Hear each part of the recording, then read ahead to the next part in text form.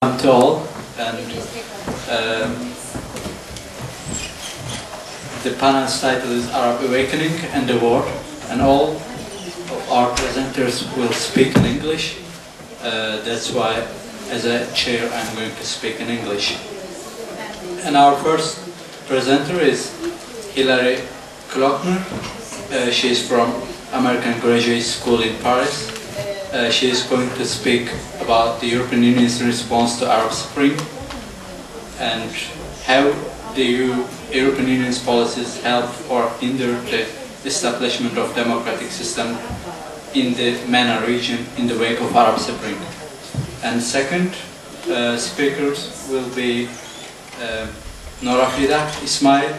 She is from University Utaratu, which is in Malaysia. She is going to talk about China and Syria crisis. And our last speaker is Muzaffer Senel. He is from Shire University, and he is going to talk about the impact of Arab revolutions on the Islamophobia in the European Union space. And our first speaker is Hilary Kloeckner, and ground is yours.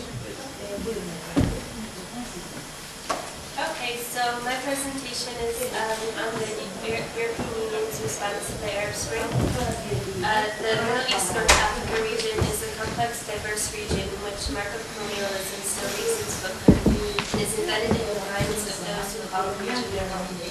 With the Arab Spring, the European Union has a unique opportunity to support the region with improve relations and offer assistance through the region's difficult and limited transition. That being said, the needs of the people need to be understood and their voices heard. With this presentation, I will explain the new policies put forth by the EU after the start of the Arab Spring in context to the background of the European Union policy.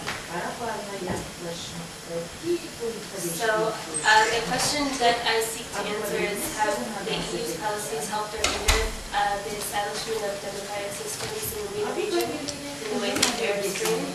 First, I'll give a background of the European Union policy. Then I'll go into the EU's immediate response to the Arab Spring. I'll outline new approaches to the ENP put forth by the EU. And then I'll talk about problems with the EU policy. So it wasn't until 1972, decades after decolonization, that the European Economic Community put forth the Global Mediterranean Policy. This policy contained mostly agreements related to trade. Its goal was to create economies of scale, overcoming market limitations of these countries. However, the EU was trying to gain interdependence, while the region was trying to gain its independence. Exports under this policy increased little, and this program failed to achieve the goals for which it was designed. It did, however, create a framework for the European Mediterranean Partnership, which was started in 1995 and which since has evolved into the European Neighbourhood Policy. The goal of the ENP is to build relations with its neighbours, those being to the south and to the east, as well as building relations individually with each country.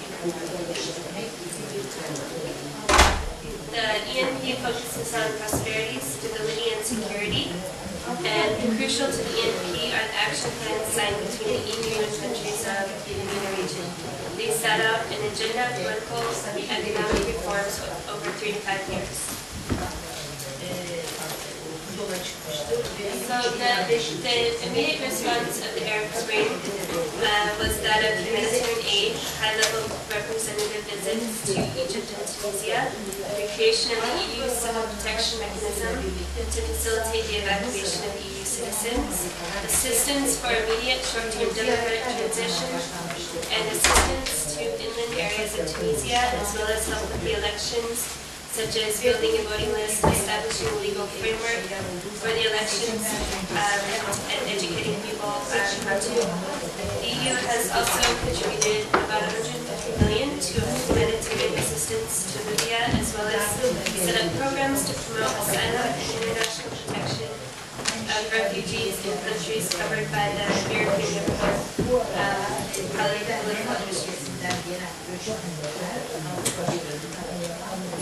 So, since the wake of the Arab Spring, new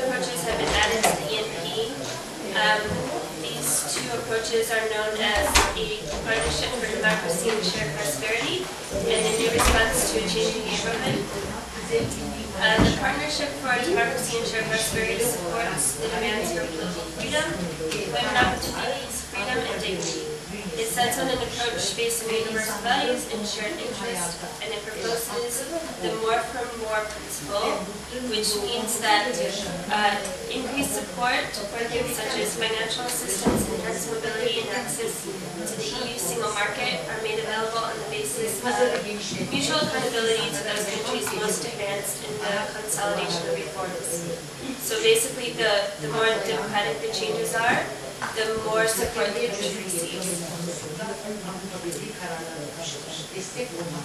So these two new documentation by the EU, and the second one, A New Response to a Changing Neighborhood, states the EU's commitment both long and short term of two main challenges: the first, building deep democracy, and the second, sustainable growth and economic development, particularly in strong job creation.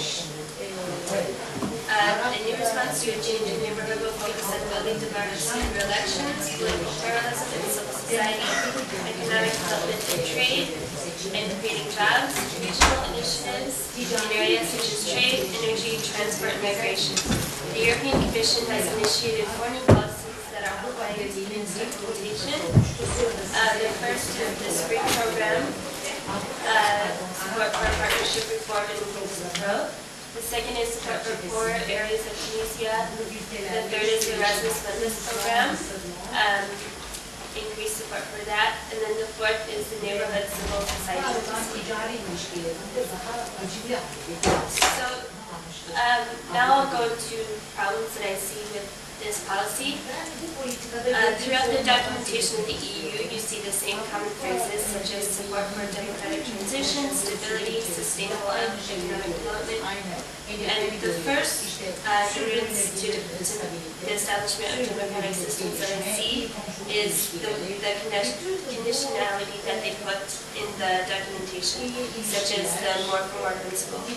While these are good goals, the preconditions of increased support for those that go farther and faster with reforms should be reconsidered. Those who are lacking in democratic transition need the support the most. Support is given for faster movements towards democracy.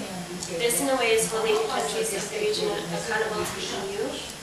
Progress will take time, and the EU is, in a sense, neglecting the complex dynamics of the region. The second one is that the EU should have more long-term, better defined principles. The length of each program is listed on the slide, and it does not go beyond 2 years. Furthermore, the action plans of the ENP have short and medium-term goals, but no long-term goals. Transition will take time, and the EU should have a vision of where it wants the region to be in the next 10 to 20 years, not 3 to 5 or 1 to 2 years. Also, progress will be measured against benchmarks, but these benchmarks are fully defined, and who sets those benchmarks. One suggestion by the Open Society Foundation is for the EU to use existing treaties and principles, as well as International Covenant on Economic, Social, and Cultural Rights ratified by Libya, Tunisia, and Egypt. Also, the 18 articles in the Convention on Human Rights can be directly incorporated into the EU benchmarks. So, another problem is double standards of the EU. They say one thing and often do another. While they're promoting democracy and human rights, individual members of the European Union are selling arms to Libya. The European Union as a whole in the first 5 years since the arms embargo in 2004 had granted export licenses worth $834 million to Libya. Another issue brought to light recently is the EU member states' lack of assistance to refugees from the MENA region. In September 2011, Amnesty International issued a report calling on Europe to help alleviate the desperate situation of many living in refugee camps due to the conflict in Libya. The human rights organization stated, Amnesty International understands that so far only Australia, Canada, and the the US have offered to resettle refugees stranded in response to the situation in Libya. While most member states of the European Union have shown little willingness to help, only 8 European countries have offered to resettle some stranded refugees, between them barely 800 for the thousands of refugees in Libya. The United Nations estimated about 1,400 people died while trying to cross the Mediterranean in the first 7 months of 2011, most of them trying to flee Libya. The EU has been good at its ideas, but what do its policies put forth after the Arab Spring being put to practice? At the end of the day, people want housing, employment, and food on the table. In conclusion, the EU has hindered the establishment of democratic systems in the region, though they are not lacking in policy. But implementing these policies is going to be difficult and take time. There is good intention in supporting the region, and it is in the EU's best interest to maintain stability. Strengthening civil society organizations, creating jobs, humanitarian aid, and election support are all important to the successful transition of this region. There is potential, and as mentioned before, the EU does have a unique opportunity. So basically, the EU has not accomplished what it has set out to do, and I think more can be done.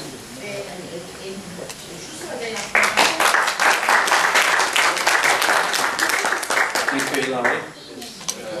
Very strict time limit. You obeyed it. And now we are passing to Norafidah, and this floor is yours.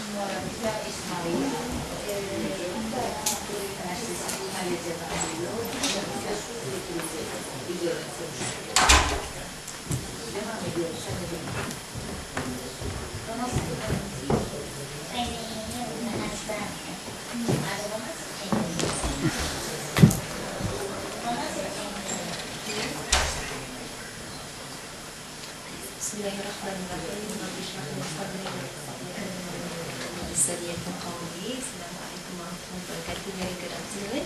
Right, thank you, Mr. Chairperson,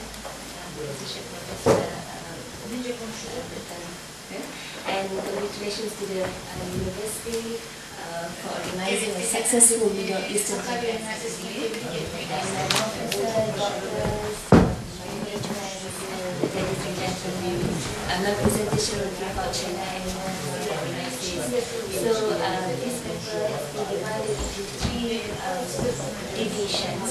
Okay, the first part of the paper will assess the relevant factors of Chinese foreign policy towards Syria crisis. The second part will analyze the dynamic of Chinese foreign policy, and the last part of the paper will talk about the implications of Chinese foreign policy offering behavior towards Syria crisis, and what are the implications on the United States, for example, Arab States and Syria itself. And by talking about the 3 parts of this paper, basically I'm trying to answer the research questions of my paper, or we call as objective of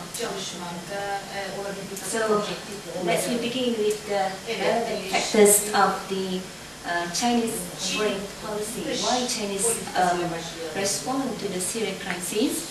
So I have gathered that a number of factors basically. So I just highlight 3 factors. The first one is Indian factors. The second is non-interference principles of Chinese foreign policy, and the third is Syria and geopolitical strategy. Let's go to the Libyan factor, right?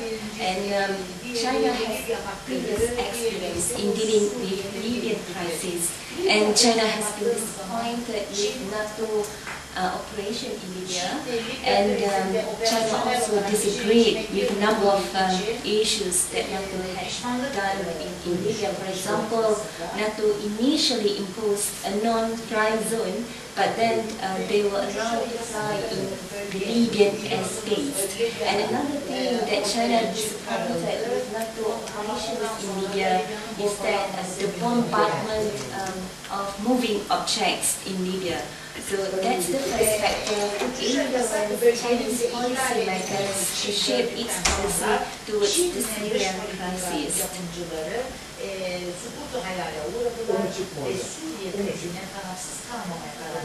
Right. The second factor is non-interference principle, which is very debatable, right? And we are trying to see why China actually adopt this non-interference principle.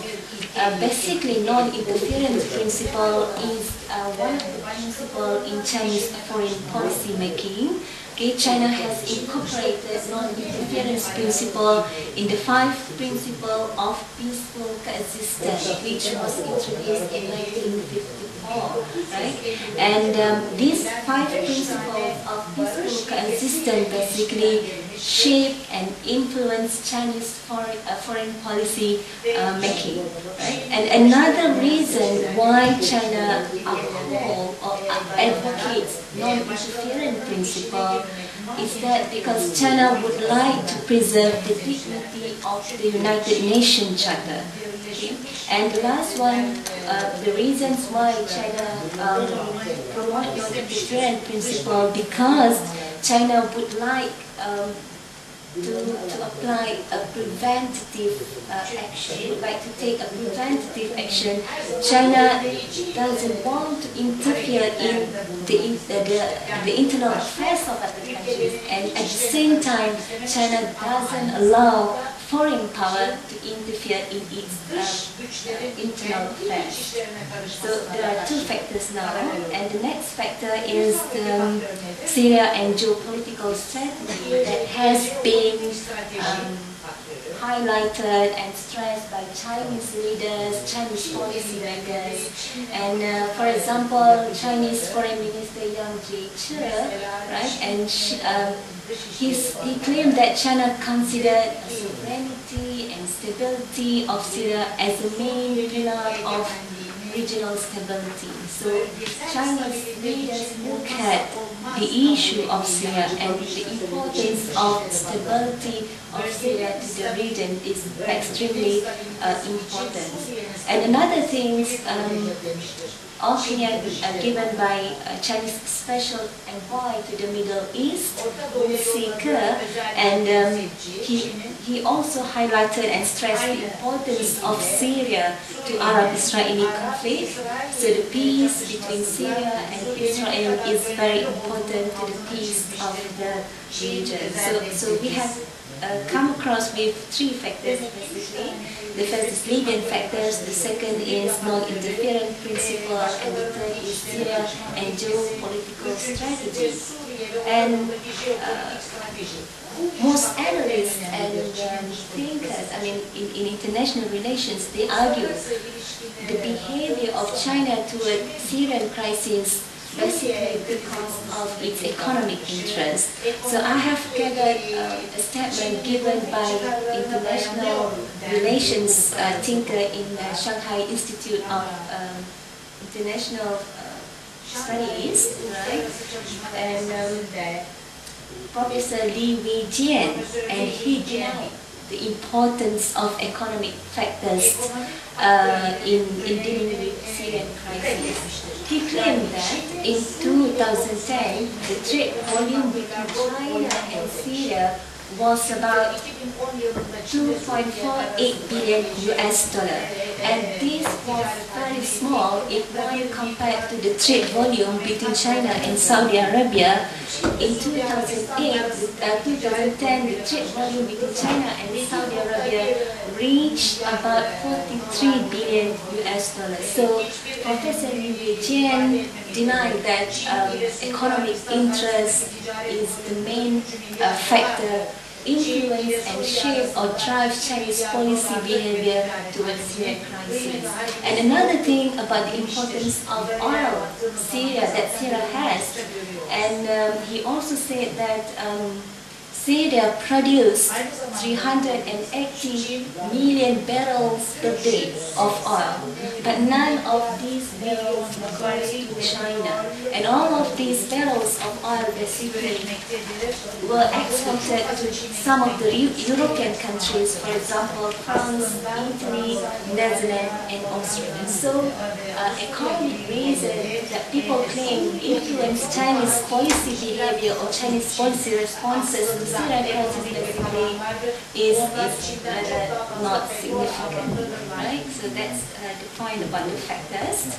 Now we go to the, I'm trying to see the dynamic of Chinese foreign policy or policy behavior towards Chinese Syrian crisis. So I have divided into 4 phases, right? 4 stages.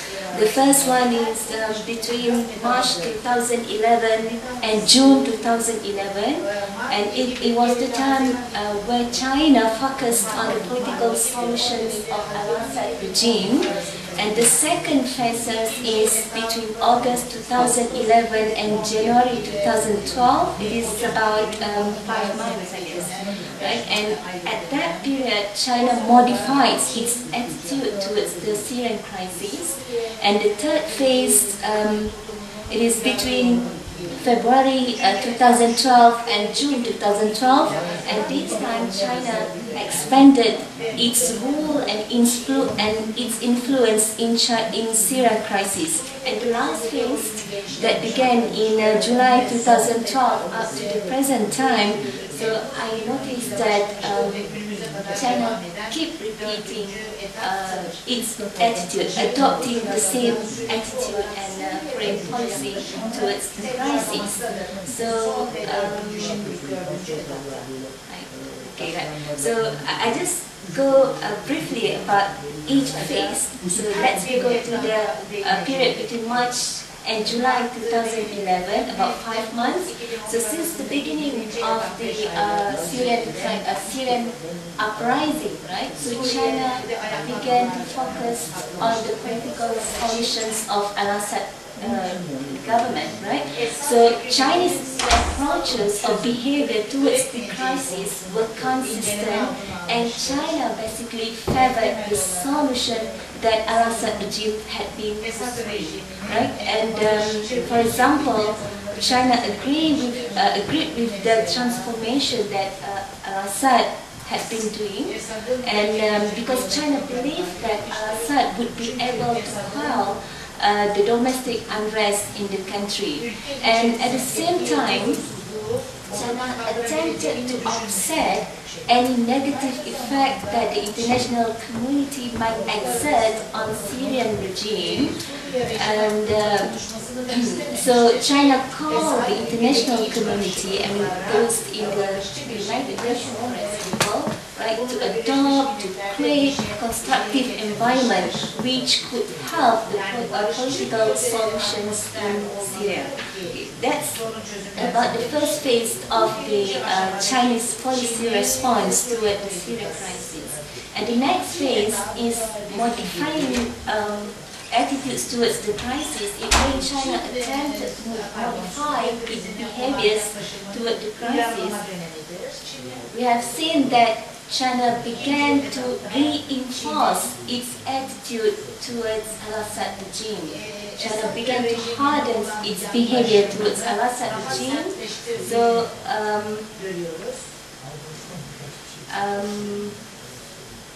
okay. And for example, in August, right, a Chinese diplomat to the United Nations, Ali Balcı, claimed that his country called the government of Syria for an implementation of reform that had been promised. So the diplomat in this case, he called Al-Assad regime to keep the promise to the people, to implement the reform. So we can say that now China was about to be more serious to the Al-Assad regime. Okay? And the next situation that happened within this period is that China supported the diplomatic initiative of the Arab League. And China agreed with the peace plan that concluded between Syria and the Arab League. I don't have much time. Okay, let's go to the next phase. and it is between February and June 2012, about 5 months. And we can see that at this time China began to expand its role and influence in Syrian crisis. And we have seen China was deeply committed to the efforts of the Arab League, an action group for Syria, for example. And it seems that this effort basically deemed to be the sixth of political solution to the crisis. We have to remember that since the beginning, China called the international community and the Syrian government and the opposition groups in Syria to come to the table to discuss, use a political solution rather than military intervention into the country. So in this case, China supported the initiative of the Arab League as well as it supported the action group for Syria. And the next phase, which is about, I think about 4 months, right, between July and September 2011, and China repeated a similar attitude. So China vetoed UNHRC resolution that had been presented by the United States, and China again called relevant parties to cooperate with the United Nations Arab League envoy, for example, Brahimi, and China believed that the solutions of the crisis is in the hands of Syrians, not from the foreign interference or interventions.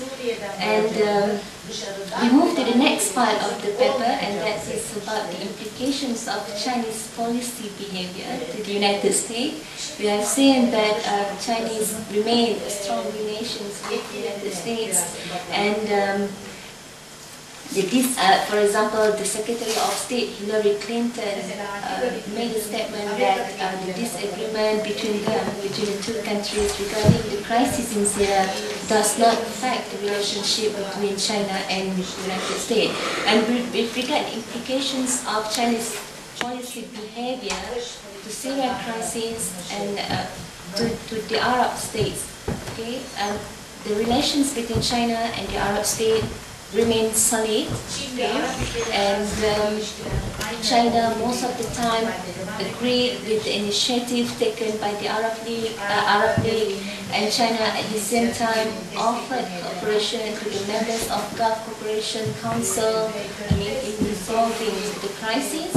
And with regard to the implications of Chinese policy behavior towards Syria itself, I think everyone knows about the Syrian people, what happened to them, refugees, surpassed 300 million people in neighboring countries, and then at the same time Chinese relations with Syrian regime, Al-Assad regime, and opposition group within the countries remain in contact, because China needs cooperation from these two parties in order to promote the political solution of the Syrian crisis. So I think that's the end of the presentation.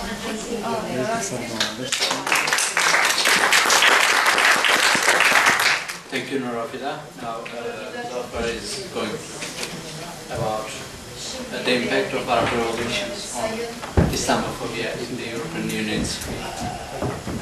The floor is yours, Muzaffer. Check the other.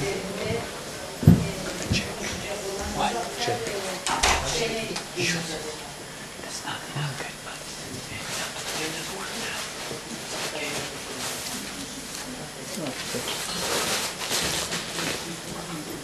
Thank you for organizing this conference of the Sakarya University School of Social Sciences, and especially with the Professor Tamarayas, Tuncay, Kardeş, Ali Balcı, not all of them, of course, but I will say that just remember some names. Also, thanks to Today I will try to explain that how Islamophobia is going on in Europe, and then the impact of the Arab Spring, on the Arab revolutions under the EU on the Islamophobia in the EU region. The first, I will start with the definitions of the Islamophobia, which is a slippery concept that is always brewing and creating a new kind of understanding, or it's racism or not, so on and so forth. Then we'll continue with how Europe understood, how Europe perceived the MENA region, Middle East and the North Africa. Then continue with speaking about the pro-democracy Arab revolutions, how they are influenced to the Islamophobia in the region. Then these transformative forces and challenges. Especially as the Islamophobia as a slippery concept that especially linked with the migrations, migrants and the foreigners, mostly living as a migrant, as a refugees, or as a kind of started living as an expat in those countries. Is it fear? Phobia means the fear, or it's a hate. Especially the Geert Wilders, the Party for Freedom from the Netherlands, he used the term as a kind of, I don't hate Muslims, I hate Islam. And then this is more than a fear, because phobia is mostly related with the fear. But this is like an anti-Semitism, it is like an anti-Islamic stance that it has mostly relating to directly with the ideology, or directly related with the religion itself, rather than kind of the biological body. I mean, racism is mostly related to the biology. Then as a learning concept that Islamophobia, that we will make just a small, short-term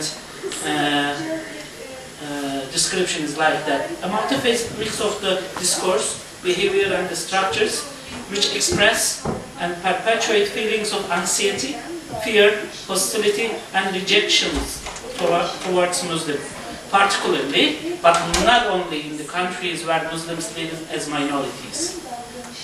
Especially the Islamophobia is mostly related with the Muslims living as a minority, but we will see all other parts of the world as well. Even many Islamic countries that we will face, we will see some Islamophobic tendencies. The concept firstly used in 1910 by the French painter. He's an actual painter. Then he just traveled all over the Western Africa. During that time, it was a part of the French Empire as a colonial. Then he wrote a book about the Muslim politics in French West Africa. During that time, he used Islamophobia as a word. This is the first time that Islamophobia came to the literature. But since till the 1985, no one used. It's a long silence period. But in Edward Said, with his famous article, Orientalism Reconsidered, he started to use again the Islamophobia, which mostly relating to the media coverage, especially relating to the Palestinian issue. He started to speak about the Islamophobia as a concept to say that the hatred feelings towards Islam itself and the prejudice and biases emanating from those concepts. Then the Americans started to use the concept against to explain the Russian policy, Russian invasion in Afghanistan. Then Tariq Maudud in 1991, this is the first time in the European context they started to use. The Professor Tariq Maudud has used this term to explain the exclusionary policies of the Britain, exclusionary policies of the other European countries. Especially, the concepts came to the agenda with the Runnymede report in 1997, which is called the Islamophobia, a challenge for us all. I mean, with the Runnymede report, the Islamophobia taken as a really big threat in Europe, especially in Britain. Then, how they fight against Islamophobia. The issue came, and then there are some kind of the improvements that, despite the fact that there are some agencies or some monitoring issues came to the agenda, but still there are lots of problems that we will continue to speak later. Then we will stop here to explain the Islamophobia, except now the how Europe is perceived, the Middle East and the North Africa, MENA region, where the Arab awakening, Arab revolutions is going on. These, especially the factors that I will just mention, the historical baggages, especially the psychology of the historical culpability, I mean in terms of the colonial past and also the creation of the Israel. I mean, it creates a huge baggage for Europeans to understand their policies towards the MENA region. Thanks to her that she just gave the broad understanding the latest policies of the European Union in terms of what the European Union is trying to do in the MENA region in terms of the European neighborhood policy. Especially the political economy of the region is creating another different dimensions, but also at the same time the issues of the social security, migration, drug trafficking, organized crime, which is mostly related with the migration issues, flow of the people from the region to the European countries. Another one is that the geo-historical and the religious affiliations, especially in terms of the geo-historical religious affiliations, just remembering the Jerusalem, and also the Christianity and the Islam, only two religions, apart from all religions, have the universal claim. That, I mean, this is also another impact to explain, another factor which explains how Europe perceive the Middle East. It should be taken into consideration. Another one is that the ongoing world economic crisis and the pro-democracy Arab revolutions that we will continue. Especially despite some facts that in Europe there are many organizations, there are many attitudes, but on the other hand, European Islamophobia is just mixed in terms of how it's perceiving how it is presenting in the mass media, especially negative stereotyping, that you will see all over the. I will give it later that there is some explanations that how the polls, online polls are conducting, and then how the Europeans are responding, especially the superiority, inferiority mentality relating to the colonial past, historical culpability, who governed first, who dominated later, that especially relating to the geohistorical factors should be considered, especially in terms of the Battle of the Tours 732, and then the Siege of Vienna 1683, that these are very important dates to explain the Euro-Islamophobia. Then, especially the anti-Islamic clashes relating to especially the folk memories or the folk stories and the songs or the proverbs which are all over the European culture. And also the rise of the extreme, which has also resulted in with the rise of the extreme right parties in the European countries, and together with the deep economic crisis, and which has also resulted with the ongoing weak leadership in those countries. Especially, it shows here, you will see that how they are using the Islamophobia. In some cases, that we will see that even some races are using the concept as a cover to explain to their feelings. Then it will show us that especially how Europe is changing its positions to fight against the Islamophobia. This is a track on the social grounds, but on the other hand, European Union trying to create effective mechanisms, which are especially with the Lisbon Treaty, Article 6 gives them more rights for the individuals and to fight against the racism, xenophobia, and also all forms of the exclusionary policies. Especially to fight against Islamophobia and the racism and xenophobia, they founded the EU Agency for the Fundamental Rights, the European Commission Against the Racism and Intolerance, which is part of the Council of Europe, and also Organization for Security and Cooperation in Europe has some branches which is mostly dealing with the Islamophobia and the xenophobia in the region. Especially the national agencies also growing in the many European countries, but despite these facts that the think tank NGOs and the trade unions are operating in the field well. But on the other hand, we will see the Eurobarometers, two questions that I took from the Eurobarometers that you will see over there, how the Europeans are answering to them. The first question is that, in your opinion, among the following issues, which are those that must create the feeling of community among the EU citizens? As you see that religion is too low, only 8%. And history, values, geography, language, legitimacy, sport, legislation takes more than the religion. The second question is that, which three of the following values best represent the EU? And again, religion is too low, only 3%.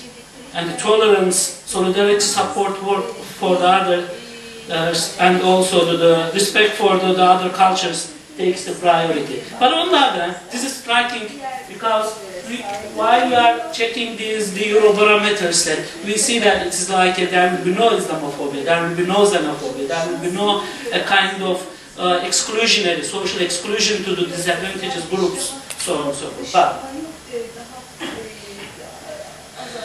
as you know, with the prohibition of the construction of the minarets that was happening in the cities, that during that time the newspaper headlines, that especially Liberation, that I took the two of them from the Liberation from France, that the vote for shame, the vote of shame, the London Times, international embarrassment for the Switzerland. Their headlines like that.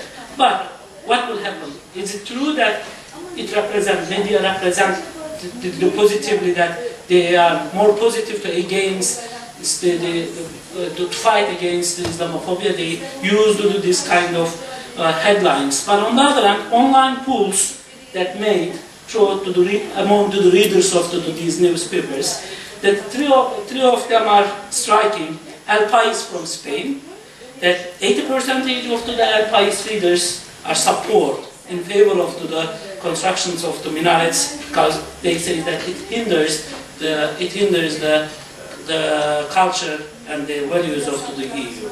The second one is the German day rate.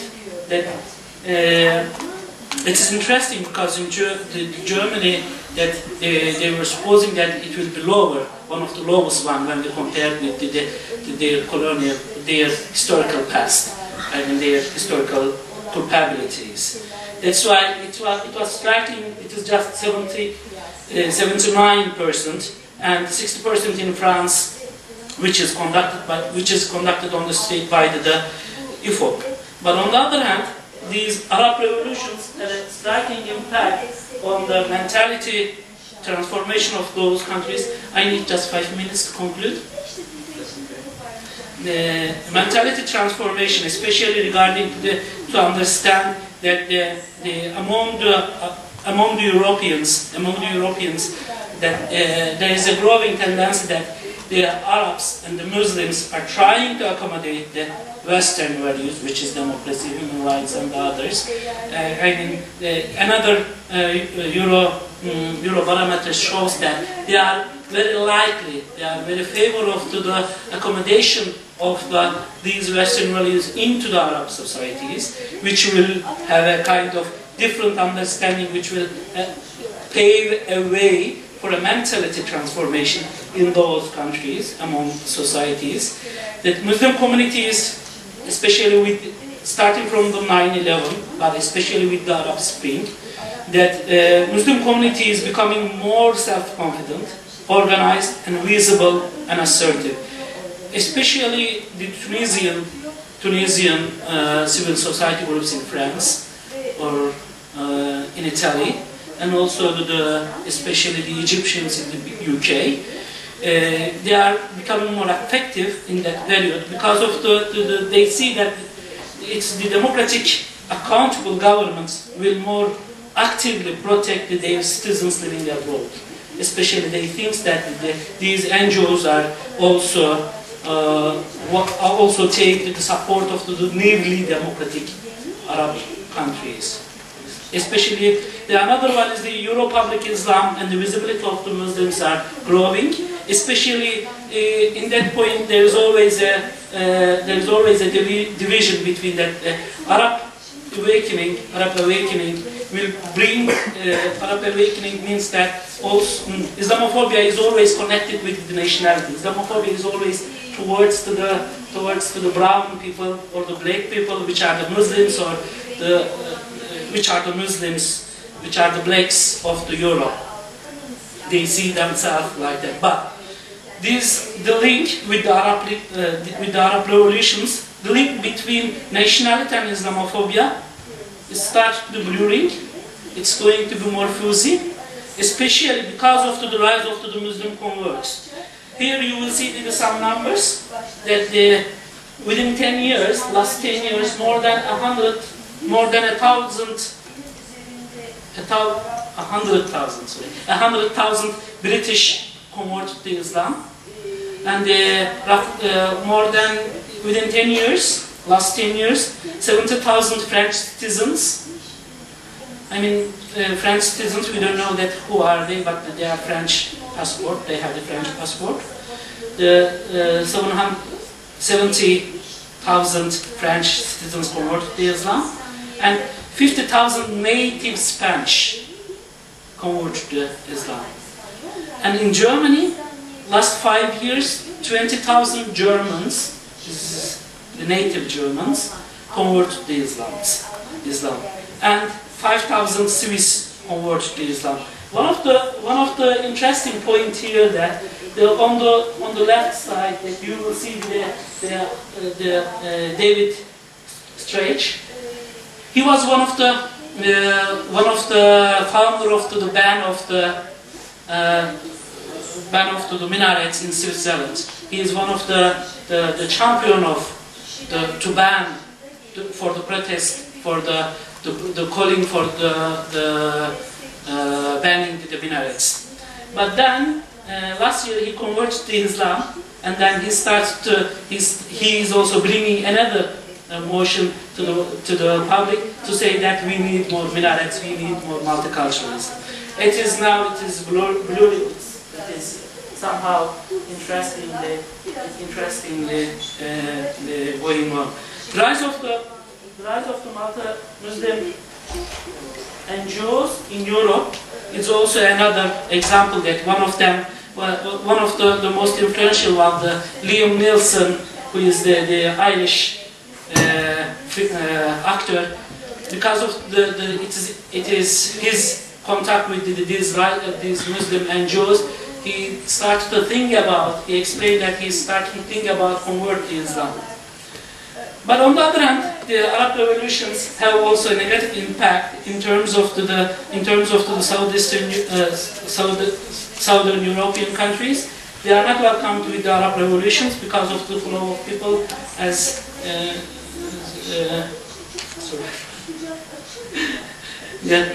Hillary points out with the International Amnesty report also explained in detail that how the Southern Europeans are against the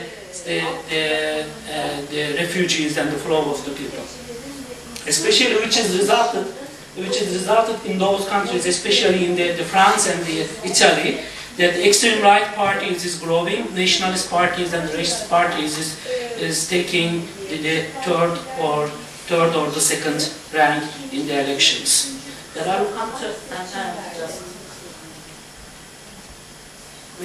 Especially with this reverse migration issue, that it will also one of the effects of the Arab Spring, that it will turn into the many Arabs living in the European countries will move to the Europe, which started to be, especially in terms of the Egypt, in terms of the Tunisia. This is the case that many well-educated Arabs, Tunisians and the Egyptians are returning back to their countries to foster, to help the development of the country. On the other hand, this is also a negative effect for the many European countries. They lose due to this very effective or very strong, well-educated Muslims. It will also that help to the Islamophobia issues in terms that.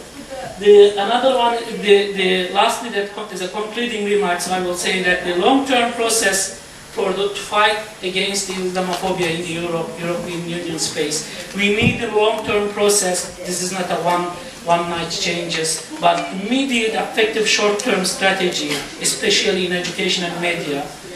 For the mental transportation is needed, but still there is also ongoing debate under the NR, the European Network Against Racism, that how they are promoting the media coverage, the positive Islamic media coverage, and then which will also these strategies also should include the participation and dialogue mechanism with the ground people who lives at the ground, not only, mostly the participation and dialogue with the elites of the Muslims living in Europe, but also the ground should be also included. And also discriminatory languages and the discourses which is produced by the politicians should be stopped. But it seems really difficult because of the rise of the extreme right. But the last, but not least, that we will say that creating a telephone number do not solve the issue, which is Europe is doing well in terms of creating the telephone number, but without power, telephone number doesn't work. Thank you. Thank you, Muzaffer, and thank you also. I'm thanking also to all presenters because of they try to keep themselves in time, and that's why we have plenty of time for questions. And please ask your question to speakers.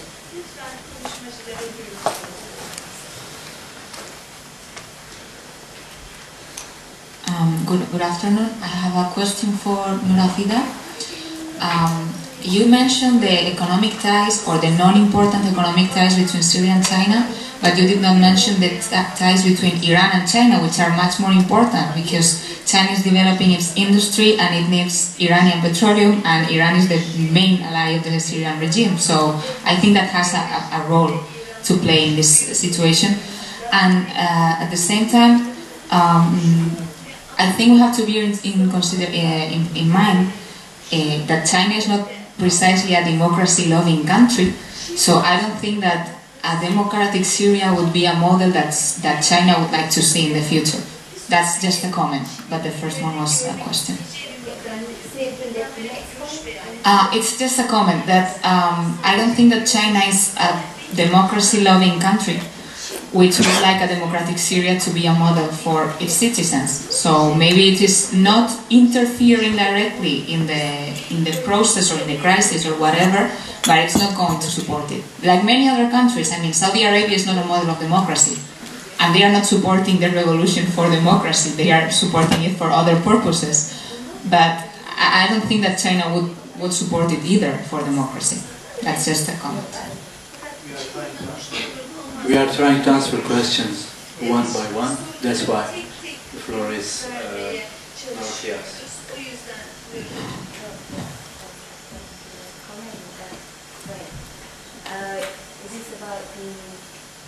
It is about the Iranian influence in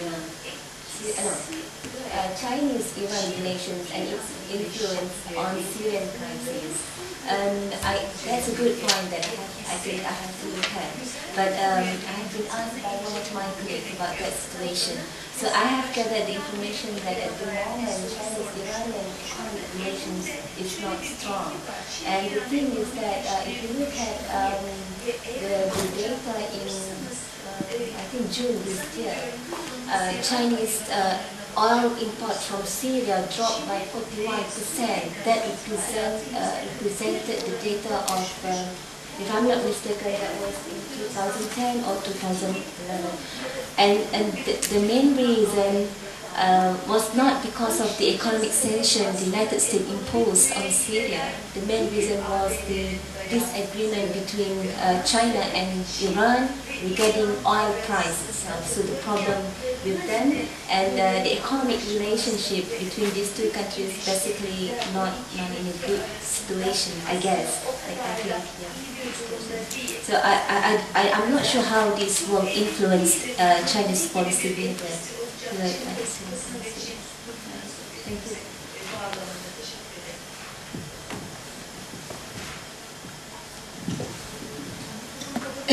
Ben Muzaffer Senel'e öncelikle böyle bir konuyu buraya taşıdığı için çok teşekkür ediyorum. Gerçekten çok ciddi ve güzel bir konuydu.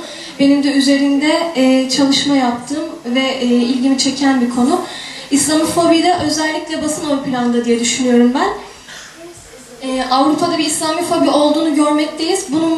Bunun da basınla desteklendiğini düşünüyorum. Burada elbette ki siyasilerin tutum ve davranışlarının da etkisi olduğunu düşünüyorum ben. Mesela İslam ile ilgili yapılan yayınlar, dergi ve gazeteler bunda elbette çok etkili diye düşünüyorum. Mesela daha bir ay öncesine kadar Müslümanların özgürlüğü adı altında çekilen ya da çekilmek istenilen bir filmin varlığından hepimiz haberdarız. Bu filmde İslam peygamberi Hazreti Muhammed ile ilgili içeriği hakaret olan şeylerin var olduğunu biliyoruz hepimiz. Bana göre Avrupa'nın en büyük yanlışı ve terbiyesizliklerinden bir tanesidir. Bundan daha da acı olan bir şey varsa eğer Amerikan Dışişleri Bakanı Hillary Clinton'ın bu filmi aslında bir özgürlük fikri olarak algılamasından kaynaklanmaktadır. Hayır, bu bir özgürlük değil, inanan insanların inanç sınırlarına haksızca girilmektir. Haksızca yapılan bir tecavüzdür diye düşünüyorum. Kendini medeni olarak adlandıran Avrupa'nın kendi inancında olmayanlara çok da saygı gösterdiği düşüncesinde değilim ben açıkçası. Ve İslamofobiyi Avrupa'nın aslında tetiklediğini düşünüyorum. Ve Avrupa'nın belki de bunu bilerek, belki de değil bilerek yaptığını düşünüyorum. Bu konuda düşüncelerinizi öğrenmek istiyorum. Teşekkür ederim.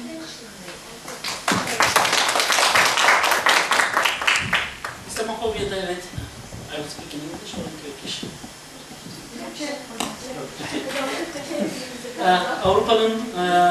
Avrupa'da bir basın, bir problemi, bir siyasi bir problem olduğu kesin. Fakat sadece bunu Avrupa'da siyasi bir problemine veya basına yüklemek haksızlık. Ama diğer taraftan da İslamofobyanın derinliğine bakmak gerekiyor. İşte iki dinin çarpışması bir anlamıyla. Hristiyanlık ve İslam dışında evrensellik iddiasında bundan başka bir din yok. İkincisi, üretilmiş olan masallar, üretilmiş olan hikayeler, üretilmiş olan şehir efsaneleri. Kroatya Savaşı'ndan, 1732 Kroatya Savaşı'ndan düşünün. 1453 İstanbul'un alınması, 1683 Viyana ve Sicilya, bütün bu etkileri düşündüğümde Endülüs, Reconquist'e bir adlandırılması ve buna karşılık üretilen dilin problemli olması. Evet, Avrupa'da bu tür şeyler var. Fakat bunu asla, yani bu sadece Avrupa'yı bu ifade etmiyor. Avrupa sadece İslam karşıtı değil, aynı zamanda İslam karşıtlığıyla da mücadele eden, bu mücadelede en fazla İslam İşbirliği Örgütü, İslam Konferansı Örgütü değil, İslam İşbirliği Örgütü'nden daha fazla çaba sarf eden bir kurum. Avrupa Birliği. Evet, bunun için daha çok para. Evet, bakın buradaki problem şu.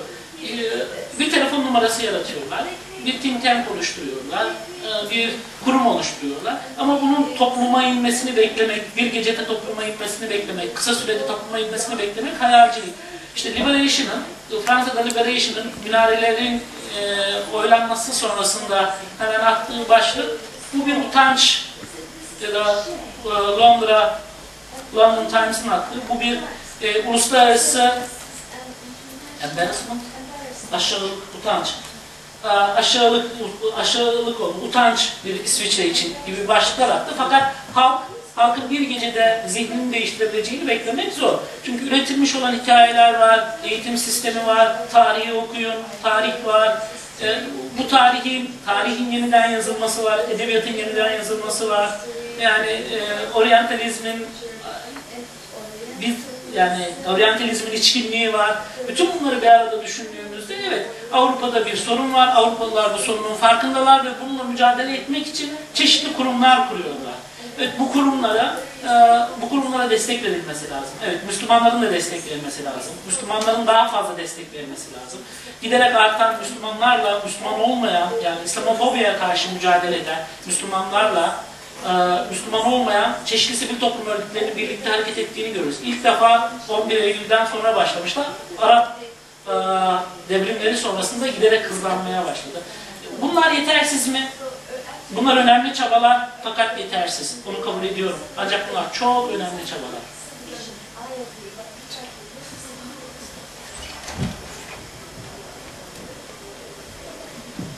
Hocam benim de size sorum olacak. Dediniz Avrupa Birliği'nin bazı kurumları var, İslamofobiye karşı olsun, ırkçılığa karşı olsun çalışmalar yürütüyor. Fakat burada görüyoruz, Belçika'da peçe yasağı var, bir şey çıkmıyor. Irkçılık denince Fransız hükümeti Rumları kovuyor, ülkeden atıyor, buna sessiz kalıyorlar. Almanya'da hükümet İslam karşıtı bir kampanya başlatıyor ve buna Diyanet'in Avrupa'ya olan DİTİBA'ya destekliyor. Bunu neden yapıyor? Bundan geri çekilmesi de bayağı uzun sürüyor. Oradaki İslami kuruluşlar ilk önce bayağı bir azarlıyor DİTİBA. Ondan sonra buradan Diyanet, Sayın Görmez hocamız bayağı karşı çıkıyor. En sonunda hükümet de DİTİBA diyor geri çekildikten sonra geri çekiliyor.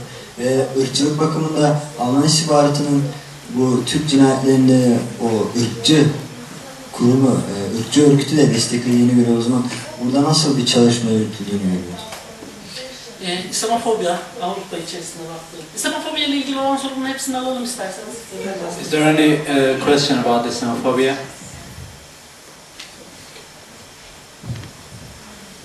Önce konuşmacılara teşekkür etmek istiyorum bu güzel sunumlar için. Benim sormak istediğim aslında kısmen cevapladınız hocam ama devam etmek istiyorum. Bu İslam'a karşı şeyler, yani İslamofobiya medeniyetler çatışması için bir sıçrama tahtası olarak mı kullanılmak istiyor diyor. Another question about Islamophobia.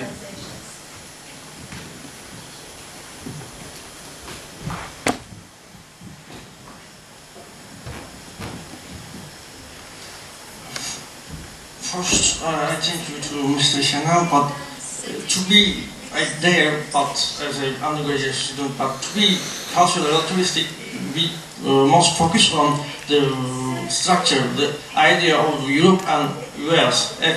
As we know, US more church attendance in statistics than in US. There are more, how to say,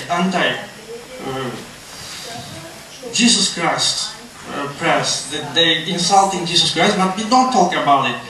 In Europe, there are many.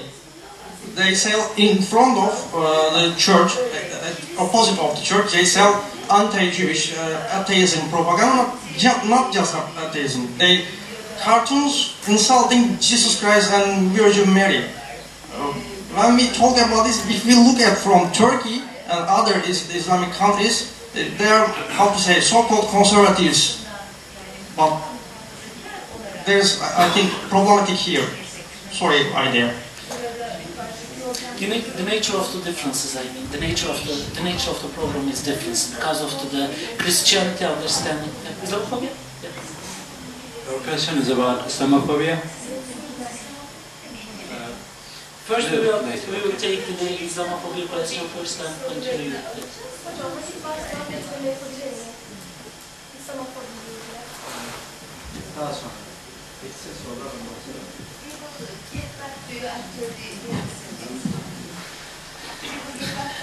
I mean, the culture of both religion and the core of the religion, the understanding of the life is totally different. But on the other hand, overlapping the many ideas are overlapping. How to make the challenges is different because of the nature of the tradition, because of the culture of the countries, because of the norms and the values which shapes the centuries and centuries. I mean, in terms of the while people are going to America, while people had to migrate, had to pogrom to America, it is totally they went there to be more free in terms of religion, and then it gives a kind of the freedom speech, freedom things, or so on and so forth. I mean, the understanding is totally different than what we have in here, what we have in our culture. Okay, that's why I mean, while we should somehow respect these differences. Okay, we should respect the differences, and then we should understand the nature of the question is totally different. But it is okay. We cannot judge anyone because of their beliefs. And according to Islamic understanding, that cartoons and the picture of Muhammad or picture of Muhammad is prohibited. And then this is a kind of rule of this is norm and the rule of the religion, and then we cannot oppose it. But on the other hand, if it is not a religion, if it is not a religion opposer, if there is no direct ban in Islam about that, we will discuss it. But in terms of the Christianity, iconoplasm, icons, and then there is a culture over there, and then it is always a part of the Christian or Christian culture, iconoplasm or the cartoons, and so on and so forth. But to make these differences at the clashing point, it is not a good idea, I think so. And then we cannot judge people being you are too conservative, you are too liberal, because this is the essence of the thought that they have. Returning back to those questions about the clash of civilizations and then the Islamophobia. Evet, Almanya'daki olaylarla ilgili veya Fransa'daki, Belçika'daki peçe yasağı ile ilgili olarak, evet, bununla ilgili çeşitli problemler var. Yani bunları asla şey olarak algılamıyorum. Yani bunların olmadığını söylemiyorum. Bunların hepsi problem olarak önümüzde duruyor. Fakat bunları çözmek için kullanacağımız araçlar, üreteceğimiz tekniklerin insani olması gerekiyor. Eğer İslami bir çözüm üretmek istiyorsak her şeyden önce insani olmak zorunda. Çünkü insani olan İslam olabilir. Her şeyden önce insanız. İnsan olduktan sonra kadın erkek, daha sonra din, milliyet, hangi kimliğimizi ön plana çıkarmak istiyorsak o olabilir. Ve bütün problem bu kimlik problemi değil bence. Problemimiz biraz karakterimizi nasıl kurduğumuzla alakalı. Eğer karakterimizi sert bir karakter üzerine kuruyorsak, sert bir karaktersek penetrable olmuyorsunuz, nüfuz edilebilir olmuyorsunuz veya diğer farklı kişilerle iletişime geçme konusunda sıkıntı yaşıyorsunuz.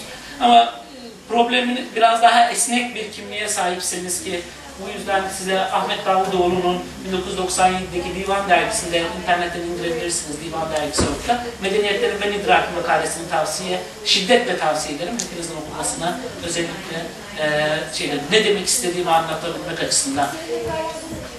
Medeniyetlerin Ben İdrakı, Divan Dergisi 1997'de. İnternetten divandergisi.org'dan indirebilirsiniz. Medeniyetler kendilerini nasıl ifade ediyorlar? Bu ben idrakleri nasıl? Sert ben idrakleri, esnek ben idrakleri. Bu esnekliği nasıl sağladıkları üzerine düşünmek gerekiyor ve hangi tekniklerle bunu hayata geçirmemiz gerektiğini. Medeniyetlerle ilgili soruyu, medeniyetler çatışmasıyla ilgili şeye katılayım. Hayır, öyle düşünmüyorum. Ama uzun cevabımı arada vereyim. Last question is yours, please. Microphone. Benim sorum Hilal Hanım hocam. Siz sunumunuzda Avrupa Birliği, yani Arap ülkelerine refah, demokrasi, yani barışı getirmek için odaklanmaktadır dediniz. Peki bundan önceki Afrika ülkelerini sömüren batılı ülkelerden asırlardır orada hakimiyet kurmaktadır. Benim sorum şu, bana bir örnek gösterebilir misin? Bir ülke Afrika'da şu an refaha ulaşan bir ülke var mıdır? Öyle bir amaçla geliyorsun. Neden o kadar en fakir ülkelerden biridir yani oradaki ülkeler?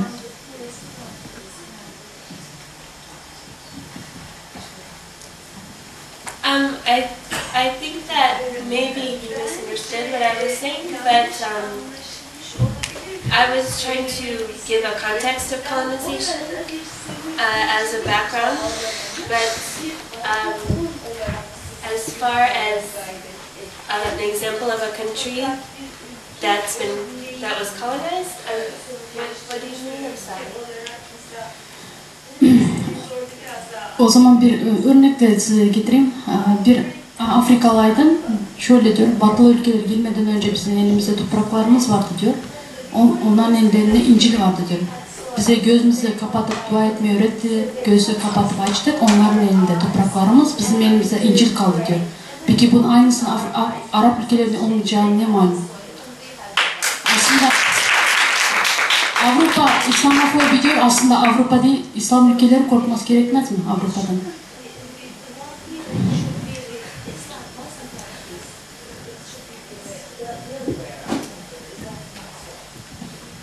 Well, that's what I was saying with the EU and their policy. It should be more focused on what the people of the region want, not on their ideas of what Western democracy should be.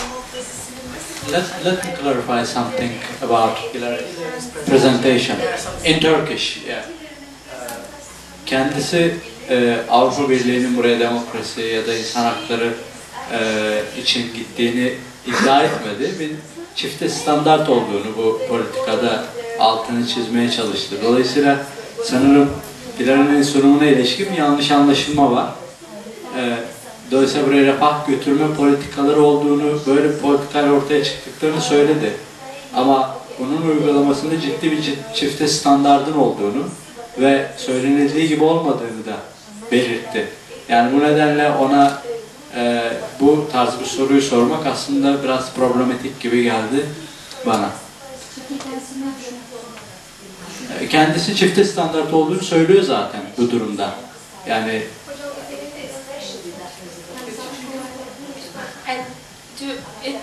It's okay, but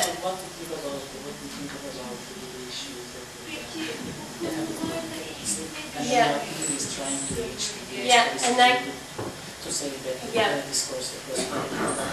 and I completely understand. That's why when I give the problems, the preconditions, you know, the EU is in a sense making the region accountable with these preconditions, and then also the double standards where they support authoritarian regimes, but yet they're talking about democracy and stability, or democracy and pluralism and these kind of things. So they're saying one thing, but they're actually doing another. And I think that when it comes to their approach in the MENA region, they need to understand the dynamics of the region and not push their ideas without it being what the people want. Does that make sense? Another question? Is there another question? Okay, Muzaffer, you can say something for 1 minute. Colonial pastla ilgili olarak şunu unutmayalım. Avrupalı güçler 19. yüzyıldaki küresel oryantasyonda oraya başka bir amaçla gitmişlerdi. Bir kolonyal ve orayı sömürme amacıyla gitmişlerdi. Evet. Fakat tarih orada duruyor. Tarih evet var. Fakat şu anki gidiş amaçlarının dinamikleri farklı. Çünkü bölgesel durum değişti, tarihsel konteks değişti, insanlık algısı değişti. Bütün bu algıların değişmesi, yerel faktörler daha ön plana çıkmaya başladı. Şimdi Avrupa'yı korkutan kendi güvenliğini sağlamak, içerideki oluşturmuş olduğu Pax Europiana'yı devam ettirmek, Avrupa'da oluşturmuş olduğu istikrarı götürmek, istikrarı devam ettirmek. Komşuluk siyaseti, European Neighborhood Policy içerisinde işte prosperity götüreceğim derken, refah götüreceğim, oraya para götüreceğim, yatırım götüreceğim derken yapmaya çalıştığımız bana artık göç gelmesin diye. O yüzden Libya'dan kaçan mültecileri sokak ortasında, denizin ortasında bıraktılar. İtalya'da bıraktılar. İtalya'da hatırlayın. O yüzden bıraktılar. Amnesty International o yüzden onları, Uluslararası Hak Örgütü o yüzden onları eleştirdi.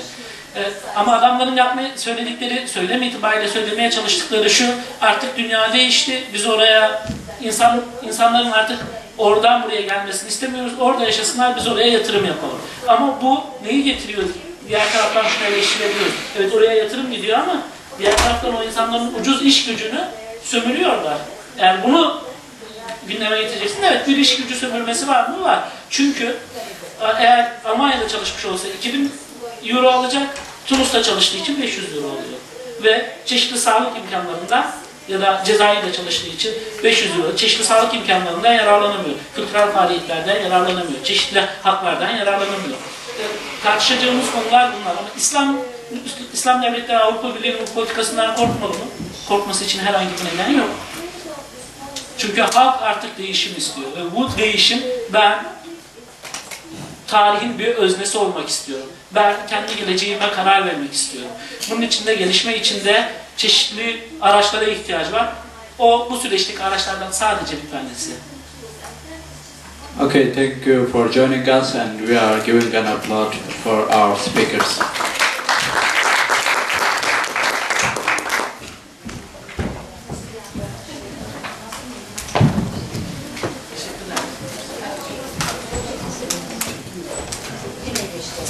No.